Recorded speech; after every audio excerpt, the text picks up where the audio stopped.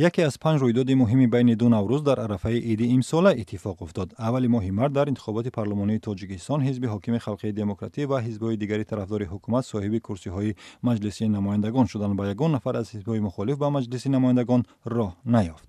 حزب نهضت اسلامی و کمونیست گفتند که این نتیجه ها را قبول ندارند و رای دهی با تخلف گذشته است. ناظران سازمان امنیت و همکاری اروپا گفتند انتخابات در فضای آرام و صلح‌آمیز جریان گرفت ولی به رقابت بود و در آن از ذخیره‌های معمولی و برخی قانونشکنی‌ها فراوان استفاده شد.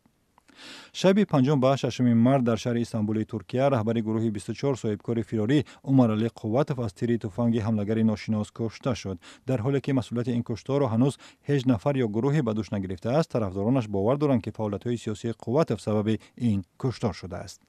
بعد مرگ قواتوف رهبری این گروه مخالف حکومت را صاحبکار دیگر نوروزی شراف‌الدین گدایف به عهده گرفت. در اکتبر سال 2014 در آستانه میتینگ برگزار نشده با دعوت این سازمان دادگاه عالی فعالیت گروه 24 را چون یک سازمان اکستریمیستی ممنوع اعلام کرد. شرکت شهروندان تاجیکستان در جنگ‌های سوریه و عراق یکی از مسائل جدی مورد نگرانی مقامات و هم اعضای جامعه تاجیکستان در یک سال اخیر بود. در حالی که شماره تاجیکستانی‌های جهادی نه کمتر از 300 نفر گفته می شود، تا حال مرگ 19 نفر آنها تصدیق و رسانه‌ای شده است. تنها از روستای چهارقشلاق اسفره 20 نفر به جنگ سوریه رفتند.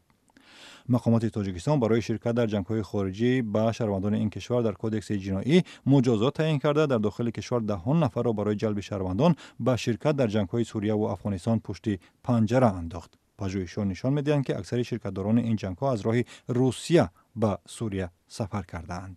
از احتمال دور نیست که شدید شدن قانون مهاجرت از آغاز سال 2015 شماری بیشتری مهاجران کاری را از کار در روسیه دل سرد کند. در روسیه از آغاز سال پاتنت کاری برای همه گروه‌های کارگران خارجی در برابر سپردن امتحان تاریخ و زبان روسی حتمی شد، ولی این قانون یکباره حضور کارگران خارجی را کم کرد. حساب‌های تخمینی حاکی است که تنها در 2 ماه سرگردانی‌های مهاجران تاجیک قانون نو برایشان 80 میلیون دلار زیان آورده است. اخیراً روسیه مجبور شد سبوکی در تطبیق این مقررات جاری کرده با مهاجران صاحب پاتنت از سال 2014 اجازت کار در قلمروش را فراهم آورد.